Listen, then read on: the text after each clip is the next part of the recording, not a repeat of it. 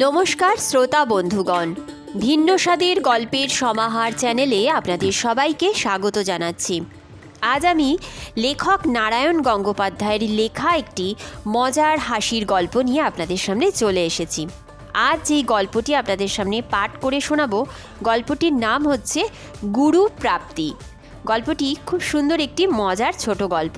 আশা করছি আপনাদের বেশ ভালো লাগবে। গল্প পাঠ ভালো লাগলে গল্পের শেষে অবশ্যই একটা লাইক করে দেবেন। আমার চ্যানেলটিকে সাবস্ক্রাইব করে আমার পাশে থাকবেন। তো চলুন শুরু করা যাক আজকের গল্প গুরু প্রাপ্তি। বেলেঘাটা সিআইটির ওদিকটায় তৈরি হচ্ছে নতুন নতুন বড় রাস্তা আর খুব সুন্দর সব পার্ক। এখনও লোকের ভিড় নেই ওদিকে, তাই সন্ধ্যের পর কোনো কোনো পার্কে ভারী নিরিবিলিতে বসা যায়। যারা ওদিকটা দেখনি তারা ভাবতেও পারবে না এখনও কলকাতার পার্কে কী চমৎকার নির্জনতা আছে কোথাও কোথাও। তাই শীতের সন্ধ্যা, প্রকাণ্ড পার্কের এক ধারে একটা বেঞ্চিতে একা বসে আছি।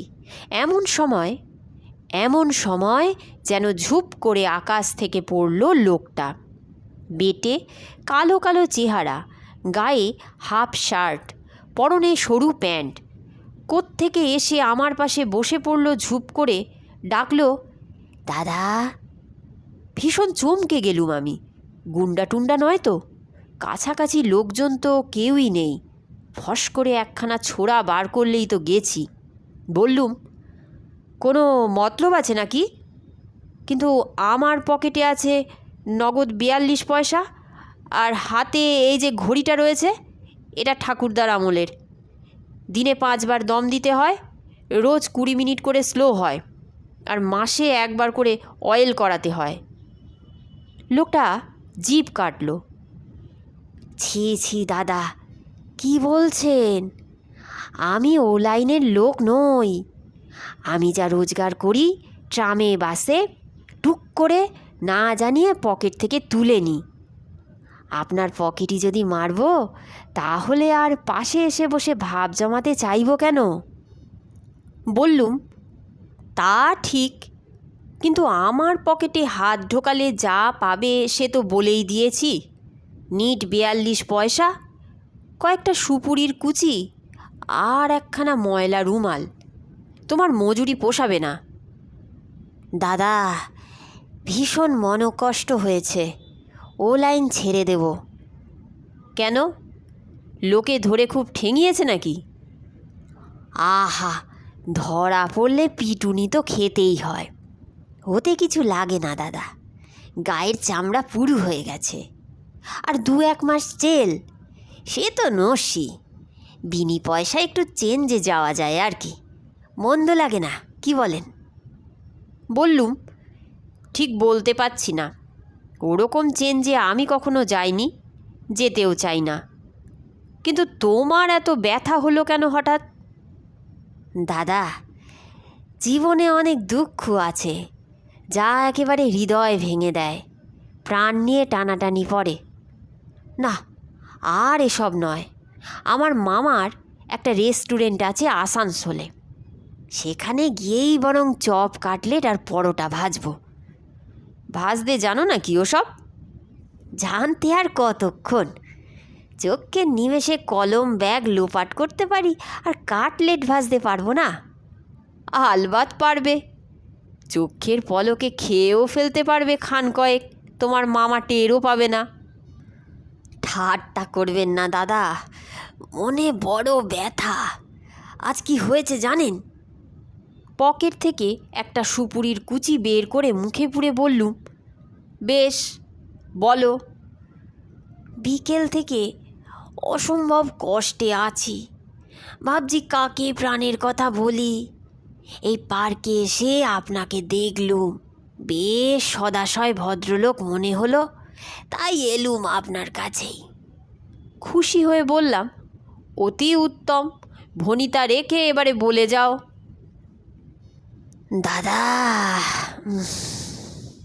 বলেই ফোঁস করে একটা দীর্ঘশ্বাস ফেলল।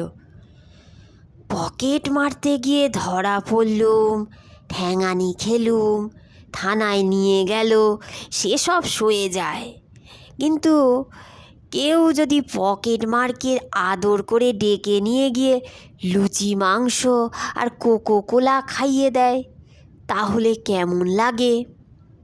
আমি বললুম, ভালোই লাগে, খারাপ লাগবে কেন? হুম, সবটা শুনুন। আজ শিয়ালদার মোড়ে তাক করে দাঁড়িয়ে আছি। হঠাৎ মোটা সোটা আধ বুড়ো এক ভদ্রলোক এসে আমার কাঁধে হাত রাখলেন। কানে কানে চুপি চুপি বললেন, তোমার সঙ্গে দুটো গোপন কথা আছে। আমি ভীষণ ঘাবড়ে গিয়ে বললুম, কে মশাই? আপনাকে তো আমি চিনি না। তিনি বললেন, আমি তোমায় চিনি। তুমি পকেট মেরে বেড়াও। শিয়ালদা থেকে পার্ক সার্কাস আর শ্যামবাজারের চৌরাস্তা পর্যন্ত তোমার এরিয়া। আমি আরও ঘাবড়ালুম। আপনি পুলিশ নাকি স্যার? তিনি বললেন, পুলিশ? পুলিশ টুলিশ আবার কি? ওসব আমি পছন্দ করি না। আমি একজন মানুষ, তুমিও একজন মানুষ, তাই মানুষ হিসেবে তোমাকে আমি কিছু বলতে চাই। চলো ওই সামনের হোটেলে। বলে আমার হাত ধরে প্রায় টেনেই সামনের একটা হোটেলে নিয়ে গেলেন। তারপর বেশ করে আমাকে লুচি মাংস আর ঠান্ডা একটা কোকো কোলা খাইয়ে দিলেন। আমি বললুম, এতে তোমার মনে ব্যথা পাওয়ার কি আছে? পরের পয়সায় খেলে তো মন আরও ভালো হয়ে যায় হে। আহা, শুনুন না সবটা। তারপর ভদ্রলোক বললেন, এবার তোমাকে কাজের কথা বলি। আমি এই 6 মাস ধরে তোমায় ওয়াচ করছি। কোথায় থাকো, কোথায় যাও, কবার পকেট মারলে, কবার থানায় গেলে, সব দেখেছি। তুমি টেরও পাওনি। আমি নিয়মিত ফলো করেছি তোমাকে। আমি ভ্যাবাচাকা খেয়ে বললাম, কেন স্যার, আপনার কি কাজকর্ম নেই? তিনি বললেন, না, আমি রিটায়ার করেছি। আমার ছেলেরা চাকরি টাকরি করে, সংসার চলে যায়। তাই ভেবেছি এখন কিছু পরোপকার করব। 2-1জনকে আমি উদ্ধার করব, অন্ধকার থেকে আলোয় আনব। একদিন তুমি যখন ধরা পড়ে বউবাজারে পিটুনি খেতে খেতে সরাক করে একটা গলি দিয়ে পালালে, সেদিনই চিনে রেখেছি তোমায়। রোজ ওয়াচ করেছি। তারপর আজ ধরেছি এসে। তোমাকে আমি ত্রাণ করব, অন্ধকার থেকে আলোয় আনব। একজনকেও যদি সৎ পথে আনতে পারি, তবে এই নশ্বর জীবন ধন্য। শোনো, আজ থেকে আমি তোমার গুরু। গুরু? আমি চমকে বললুম, আমার গুরু তো স্যার কলা বাগানের গেঁড়া মিয়া। ওহো, ও সব পকেট মারা গুরুতে চলবে না। আসল গুরু। গীতায় শ্রী ভগবান কি বলেছেন জানো? সদ্গুরু দরকার, তদ্বিদ্ধি প্রণিপাতেন। ওহো, ও সব সংস্কৃত টংস্কৃত তুমি বুঝবে না।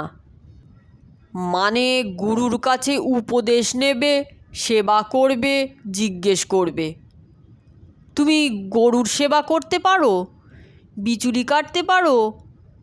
গোবর সাফ করতে পারো? তাহলে চলো আমার বাড়িতে, আমার 3টে গরু আছে, সেবা করবে। বললুম, না স্যার, গরুর সেবা আমার আসে না, আমাকে ছাড়ুন, আমি যাই। কপাত করে আমার হাত চেপে ধরে বললেন, যাবে কি হে, এখনই যেতে দিচ্ছে কে তোমায়? আরও একটা কোকো কোলা খাবে নাকি? দারুণ জোর ভদ্রলোকের গায়ে, বোধহয় মুগুর টুগুর ভাঁজ দেন। হাত ছাড়াতে পারলুম না। বললুম, না স্যার, আর কোকো কোলা নয়, খুব হয়েছে। ভদ্রলোক বললেন, ঠিক আছে, খেও না, কিন্তু আর আমাকে স্যার বলবে না, গুরুদেব বলবে। এই লুচি মাংস খাইয়ে আজ থেকে তোমায় দীক্ষা দিলুম। তুমি আমার শিষ্য। তোমার বস্তির ঘর পিছে পিছে গিয়ে আমি চিনে রেখেছি। তুমি যদি আমার গরুর সেবা না করতে চাও, করো না। আমি নিজেই কাল থেকে রোজ ভোর 5:30টায় তোমার কাছে যাব। তোমাকে উপদেশ দেব 2 ঘন্টা ধরে। তুমি আমার পা টিপবে, হাওয়া করবে, উপদেশ শুনবে, আর মানুষ হয়ে যাবে। শুনে আমার দম আটকাবার জো। বললুম, কালকের কথা কাল, আজ ছেড়ে দিন স্যার, বাড়ি যাই, খিদে পেয়েছে। খিদে পেয়েছে? এক্ষুনি যে লুচি মাংস খেলে, আরও খাবে? আচ্ছা, এই বয়। তাড়াতাড়ি বললুম, না স্যার, ভুল হয়েছিল, খিদে পায়নি, পেট কামড়াচ্ছে। পেট কামড়াচ্ছে? ও কিছু না, সদুপদেশ শোনো, কোথায় মিলিয়ে যাবে ওসব। দীক্ষার দিনে কিছু উপদেশ নিতে হয়। তাহলে প্রথমেই বোঝা দরকার তুমি কে। তুমি মানুষ। মানুষ কে? নারায়ণ। তাহলে সব মানুষই নারায়ণ। তুমি এক নারায়ণ হয়ে আর এক নারায়ণের পকেট মারবে? ভগবান কি নিজের পকেট নিজে কাটেন? শুনেছ কখনো? নিশ্চয়ই শোনোনি। তাহলে জীবাত্মা আর পরমাত্মার তত্ত্ব তোমায় গোড়াতে বুঝাতে হয়। জীবাত্মা কি না, আমাদের শরীরে। বলবো কি দাদা, বিকেল 4টে থেকে 6:30 অবধি আমার কানের কাছে যেন কামান দাগতে লাগলেন। আমার মাথা ঘুরতে লাগলো, কান বোঁ ভোঁ করতে লাগলো। কেঁদে ফেললুম, বারবার বলতে চাইলুম, থামুন থামুন। কে থামে? শেষকালে আমি ভিড়মি গেলুম। ভিড়মি গেলে? আর কেউ হলে বেঘোরে মারা যেত দাদা। আমি পকেট মার বলে সামলে গেছি। উনি মাথায় জল টল দিয়ে চাঙ্গা করলেন আমায়। বললেন, ঠিক আছে, আজ এই পর্যন্তই, কিন্তু কাল ভোরেই আমি তোমার বাসায় যাচ্ছি। একটা কুশাসন রেডি রেখো, তাইতে বসে উপদেশ দেব। 7 দিনের মধ্যেই দেখবে তোমার আত্মার কী উন্নতি হচ্ছে। কিন্তু 7 দিন? অত দেরি হবে না স্যার। কাল ভোরে যদি এসে পৌঁছে যান, আসবেনই, তাহলে সকাল 7টার মধ্যেই আমার আত্মার উন্নতি কমপ্লিট, প্রাণ দেহ ছেড়ে লাফিয়ে বেরিয়ে যাবে। একবার ভেবেছিলাম বাসা বদলাই, কিন্তু গুরুদেবের যে রোগ দেখলুম, কলকাতার যেখানে যাব সেখানেই খুঁজে বের করবেন, আর বলতে থাকবেন, জীবাত্মার পর পরমাত্মা কিনা ব্রহ্ম। না স্যার, আর নয়। আজ রাত্রেই আমি চলে যাব আসানসোলে। কাল থেকে মামার দোকানে কাটলেট ভাজব। শুনে আমি বললাম, তা ভেবে দেখতে গেলে উনি তো ভালোই চান। এই সব পকেট মারা চুরিচামারি, এতে করে তোমার আত্মা পর্যন্ত বলার ওয়াস্তা। চোখ দুটো গোল করে তড়াক করে লাফিয়ে উঠল তখুনি। দাদা, আপনিও? আর আপনাকে আমি সদাশয় ভেবেছিলাম। বলেই টেনে দৌড়, প্রায় 30 মাইল স্পিডে, এক লাফে পার্কের রেলিং পেরিয়ে হাওয়া।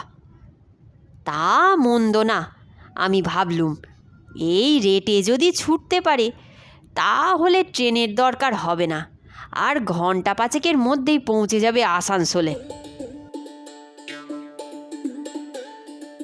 আজকের মতন এই গল্পখানির পাঠ এখানেই শেষ হচ্ছে। এই মজার গল্প পাঠ যদি আপনাদের ভালো লেগে থাকে তবে অবশ্যই একটা লাইক করে দেবেন। আমার চ্যানেলটিকে সাবস্ক্রাইব করে আমার পাশে থাকবেন, যাতে ভিন্ন ভিন্ন স্বাদের বিভিন্ন ধরনের গল্প নিয়ে আপনাদের সামনে হাজির হতে পারি। আপনারা খুব ভালো থাকবেন, সুস্থ থাকবেন এবং সাবধানে থাকবেন। নতুন একটি দিনে নতুন একটি গল্প নিয়ে আপনাদের সামনে আমি আবার হাজির হব।